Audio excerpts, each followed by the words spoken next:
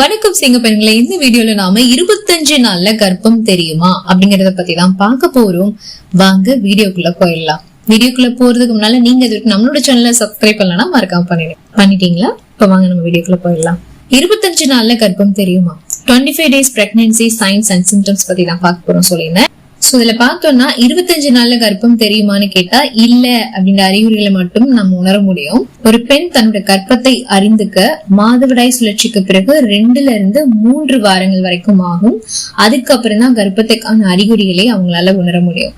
இதோட கருத்தரித்து முதல் 60 நாட்கள் கர்ப்ப அறிகுறிகள் எப்படி இருக்கும் அப்படிங்கறத தெரிஞ்சுக்கிறதும் அவசியம். 25 நாட்கள்னா 4 வாரங்கள் அண்ட் 1 மாதம் கர்ப்பத்துல இருப்பாங்க. மேலும் இந்த கர்ப்ப அறிகுறிகளை வச்சு உடனே பரிசோதனை பண்ணீங்கன்னா அவ்வளவு தெளிவான முடிவுகள் வராது. மேலும் 1 வார காலம் ஆனதுக்கு அப்புறம் தான் நம்மளால பரிசோதிச்சு சரியான முடிவுகளை அடைய முடியும். மாதவிடாய் காலம் முடிஞ்சு மேலும் 1 வாரம் இல்லைன்னா 2 வாரம் கழிஞ்சதுக்கு அப்புறம் தான், அதாவது 40 இருந்து 50 நாட்களுக்கு அப்புறம் பாத்தீங்கன்னா தான் பரிசோதனை முடிவுகள் சரியானதா இருக்கும். கர்ப்பம் எத்தனை நாள்ல உறுதி செய்யலாம் அப்படிங்கறத தெரிஞ்சு வச்சுக்கிட்டு பரிசோதனை செய்யறது ரொம்ப அவசியம். அப்பதான் நீங்க சரியான முடிவை பெற முடியும் இல்லையா? இப்போதான் முட்டையோட இணைஞ்ச விந்தணு கர்ப்பப்பையை நோக்கி பிலோப்பியன் குழாயில மிதந்து கொண்டிருக்கும். இந்த கருப்பையில இணைய இன்னும் காலம் எடுக்கும் அப்படின்றதுனால 1 மாசத்துக்குள்ள கர்ப்பம் துல்லியமா தெரியாது. உங்களால 25 நாட்கள்ல கர்ப்ப அறிகுறிகளை லேசா வேணா ஃபீல் பண்ணலாம். எப்படின்னு கேக்குறீங்களா? 25வது நாட்கள்ல வரக்கூடிய 12 கர்ப்ப அறிகுறிகள் என்னன்னா நான் சொல்றேன். மார்பக மென்மை, வாசனை மீது விருப்பம் அண்ட் வெறுப்புகளை அடையக்கூடும், காலை நோய், அடிக்கடி சிறுநீர் கழிக்கிறது, சோர்வா மந்தமா ஃபீல் பண்றது, தவறிய மாதவிடாய் காலம், குமட்டல் அண்ட் வாந்தி, தலை சுற்றல், மயக்கம், மலச்சிக்கல், நெஞ்செரிச்சல், அதிகரிக்கிற உடலின் வெப்பநிலை, அதிகப்படியான பசி அல்லது பசியின்மை. எல்லாருக்கும் பொதுவானது இல்ல, இது சிலருக்கு வேறுபடும், ஏற்படவும் செய்யலாம். சரிங்களா? ஆரம்ப கால கர்ப்ப பரிசோதனையோட நன்மைகள் என்ன அப்படின்னு கேட்டோம்னா, வீட்டிலேயே கர்ப்பத்தை கண்டறிய முடியும் அப்படின்றதுனால நீங்க இன்னும் எச்சரிக்கையா இருக்க முடியும். மகப்பேருக்கு தேவையான முறையில உங்களோட உணவுகளையும் வாழ்க்கை முறையிலையும் ஆரோக்கியமான மாற்றங்களை நீங்க செஞ்சுக்க முடியும். கர்ப்பம் அப்படின்னு தெரிஞ்சதுக்கு அப்புறம் அதுக்கு தேவையான மருந்துகளை எப்போ எடுக்கணும், பிற உடல் உபாதைகளுக்கு எடுத்துக்கொள்ளப்படக்கூடிய மருந்துகளை எப்போ இருந்து விடணும் அப்படின்ற விழிப்புணர்வை உங்களுக்கு அடைய முடியும் சொல்லலாம். இப்ப நார்மலா பாத்தீங்கன்னா ஃபீவர், நம்மளுக்கு நார்மல் டேஸ்ல ஃபீவர் வருதுன்னு வச்சுக்கோங்களேன், அந்த பாராசிட்டமல் டேப்லெட் நம்ம போடுவோம். 600 கூட இருக்கு இல்லையா? சோ அந்த மாதிரி அந்த டோஸ் அதிகமானது நம்ம போடுவோம். அதே மாதிரி இப்ப இந்த கர்ப்பமா இருக்கும்போது அந்த டோஸ் அதிகமானது நம்ம போடக்கூடாது. 500 பாராசிட்டமல் அப்படின்னா அதுவுமே மேக்சிமமா நம்மளால தாங்க முடியல அப்படின்னாதான் அந்த டேப்லெட்டே நம்ம எடுத்துக்கணும், இல்லை அவாய்ட் பண்ணணும் அப்படின்னு டாக்டரே சொல்லுவாங்க. ஸோ ரொம்ப டோசேஜ் கம்மியானதா கொடுப்பாங்க. ஸோ அதுக்காக தான் கேர்ஃபுல்லா நம்ம முன்னாடியே தெரிஞ்சு வச்சுக்கிட்டோம்னா இந்த மாதிரியான டேப்லெட்ஸ் எடுக்கிறது அவாய்ட் பண்ணலாம் இல்லையா? அதுக்காக சொல்றேன். அடுத்ததான் ஆரம்ப கால கர்ப்ப பரிசோதனையோட தீமைகள் என்னன்னு பார்த்தோம்னா, கர்ப்பத்தை பரிசோதிக்க வேண்டிய காலத்தை விட்டு நீங்க ரொம்ப முன்னதா சோதிச்சீங்கன்னா எதிர்மறை முடிவுகளுக்கு வாய்ப்பு இருக்கு, அதாவது நெகட்டிவ் வர்றதுக்கு வாய்ப்பு இருக்கு. அண்ட் முன்கூட்டியே நீங்க பாக்குறதுனால HCG அந்த ஹார்மோன் அளவு குறைவா இருக்கும். இதனால நீங்க கர்ப்பமா இருந்தாலும் உங்களால கண்டறியப்படா நிலையில இருக்கும். ஐயோ என்னடா, நீங்க கர்ப்பமா தான் இருப்பீங்க, பாசிட்டிவ் ரிசல்ட் வரும், ஆனா கொஞ்சம் டிலே ஆகி கொஞ்சம் நாளாகி வரும். ஏன்னா HCG ஹார்மோன் பிளட்டோட அந்த கலக்கணும் இல்லையா? அதுக்காக தான் வெயிட் பண்ணிட்டு இருக்கோம். பட் ஆனா நீங்க என்ன பண்ணுவீங்கன்னா, ஐயோ நெகட்டிவ் வந்துச்சு அப்படின்னு ஃபீல் பண்ணுவீங்க. ஃபீல் பண்ணும்போதே ஆட்டோமேட்டிக்கா என்ன ஆகும், நெகட்டிவா வந்துடும். சோ அதனால அதுதான் நான் என்ன சொல்றேன்னா, எப்பவுமே ஃபீல் பண்ணவே கூடாது, நெகட்டிவா திங்க் பண்ணாதீங்க. நெகட்டிவா திங்க் பண்ணீங்கன்னா அப்படிதான் வரும், நம்ம என்ன நினைக்கிறோமோ அதான் வரும். சோ நீங்க பாசிட்டிவா திங்க் பண்ணுங்க, பாசிட்டிவா கிடைக்கும்னு சொல்லிட்டு தொடர்ந்து நம்ம பேசலாம். அடிக்கடி ரத்த பரிசோதனை செய்யும் போது உங்க உடலும் சோர்வடைஞ்சிரும். ரத்த பரிசோதனை பிளட் டெஸ்ட் பண்ணி பார்த்தா அதுல தெரியும் அப்படின்னு சொல்லுவாங்க இல்லையா? சோ நீங்க அடிக்கடி இந்த மாதிரி பிளட் டெஸ்ட் எல்லாம் பண்ணி பார்க்கணும் அவசியம் இல்லை. கொஞ்சம் நாள் தள்ளி போச்சுன்னா நம்மளே பாத்துக்கலாம், கன்ஃபார்ம் ஆயிடும். இதனால தேவையில்லாத மன உளைச்சலுக்கு தான் நீங்க ஆளாக நேரலாம். ஓகேங்களா?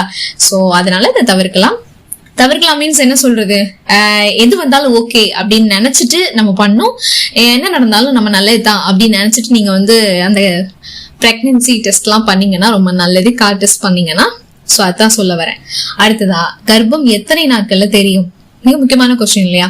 ஒரு பெண் கர்ப்பமா இருக்கிறாங்களா இல்லையா அப்படிங்கறத தெரிஞ்சுக்க மாதவிடாய் சுழற்சிக்கு அப்புறம் குறைஞ்சது 10 நாட்கள்ல இருந்து 15 நாட்கள் வரைக்கும் காலம் எடுக்கும். கருவுற்றதற்கான அடிப்படை மாற்றங்கள் அதுக்கப்புறம் தான் தெரியும். கடைசி மாதவிடாய் சுழற்சிக்கு பிறகு அடுத்த மாதவிடாய், அதாவது அடுத்த மாதத்தோட மாதவிடாய் சுழற்சி எதிர்பார்க்கிற பெண்கள் அந்த மாதவிடாய் காலம் வர்றதுக்கு முன்னதாவே தான் கருவுற்றதுக்கான அறிகுறிகளை உணரப்படுவாங்க. சரிங்க, நான் கர்ப்ப பரிசோதனை எல்லாம் பண்ணிட்டேன், எப்போ வந்து நான் டாக்டரை போய் மீட் பண்ணணும் அப்படின்னு கேட்பீங்க. நீங்க கர்ப்ப பரிசோதனையில நேர்மறையான முடிவுகள், அதாவது பாசிட்டிவ்னு வந்ததுக்கு அப்புறம் உடனே மருத்துவரை போய் சந்திச்சு தேவையான ஆலோசனைகளை பெறுறது ரொம்ப நல்லது. கர்ப்ப பரிசோதனை முடிவு எதிர்மறையா வந்ததுக்கு அப்புறம் மாதவிடாய் இன்னும் வரல அப்படின்னாலும் நீங்க உடனே டாக்டரை போய் பாக்குறது ரொம்ப நல்லது. நெகட்டிவா வந்தாலும் சரி, பாசிட்டிவா வந்தாலும் சரி, நீங்க டாக்டரை போய் பார்க்கணும். கண்டிப்பா நீங்க பாசிட்டிவோட தான் போவீங்க. ஓகேங்களா? அந்த நம்பிக்கை வைங்க. எனக்கு அந்த நம்பிக்கை இருக்கு. சில நேரங்கள்ல உங்களுக்கு அதிக மன அழுத்தம் இருந்தாலும் மாதவிடாய் சீரான சுழற்சியில வந்து இருக்காது. உங்களுக்கு தைராய்டு பிரச்சனை இருந்தாலும் மாதவிடாய் வராது. இது வந்து நீங்க கர்ப்பமாவே தடுக்குதுன்னு சொல்லலாம். இது போன்ற தொந்தரவுகள் இருந்தாலும் நீங்க உடனே மருத்துவரை பார்த்து அதுக்கான ட்ரீட்மெண்ட்டை எடுத்துக்கோங்க. உடனே சரியாயிடும். சரிங்களா? அடுத்ததான் 25வது நாள்ல கர்ப்பிணிகள் சாப்பிட வேண்டிய உணவுகள் என்னலாங்க? இங்க என்னெல்லாம் சாப்பிடலாம்? 25 நாள்ல ஆயிடுச்சு, எனக்கு வந்து இந்த மாதிரி லைட்டா சிம்டம்ஸ் எல்லாம் இருக்கு, நான் வந்து என்னென்ன ஃபுட்ஸ் எடுத்துக்கலாம் அப்படின்னு கேட்பீங்க.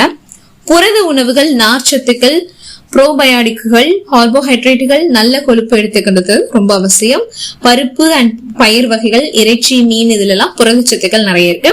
பழங்கள், காய்கறிகள், சாலட்டுகள்ல நார்ச்சத்துக்கள் நிறைஞ்சிருக்கு. நெய்யில நல்ல கொழுப்புகள் இருக்கிறதுனால வாரம் ஒரு முறை நீங்க சேர்த்துக்கலாம்.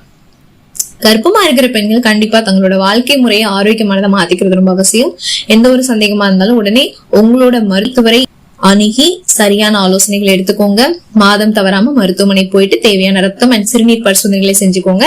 வெயிட் எல்லாம் வந்து எப்படி கரெக்டா மெயின்டெனன்ஸ் பண்ணிட்டு இருக்காங்க. அதான் நீங்க வந்து ஃபர்ஸ்ட் ஸ்டார்டிங்ல நீங்க என்ன வெயிட் இருக்கீங்க, போக போக போக என்ன வெயிட் இருக்கீங்க அப்படிங்கறத வந்து நீங்க அதை அனலைஸ் பண்ணிட்டு வரணும், நோட் பண்ணிட்டு வரணும். அவங்களே நோட் பண்ணுவாங்க. அவங்க நோட் பண்ணலனாலும் நீங்க வந்து நோட் பண்ணிட்டு வாங்க.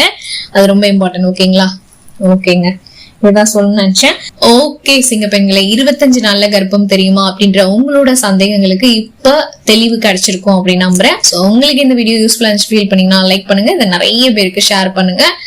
மெயினா இந்த மாதிரி பிரெக்னென்ட் லேடிஸ், அதாவது பிரெக்னன்சிய அந்த ஒரு எக்ஸ்பீரியன்ஸ அனுபவிக்க காத்திருக்கிற எல்லா லேடிஸ்க்கும் மறக்காம இதை ஷேர் பண்ணுங்க.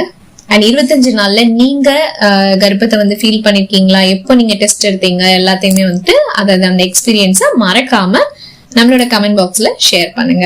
அண்ட் எந்த டவுட்ஸ்னாலும் நீங்க கமெண்ட் பாக்ஸ்ல கேட்கலாம்.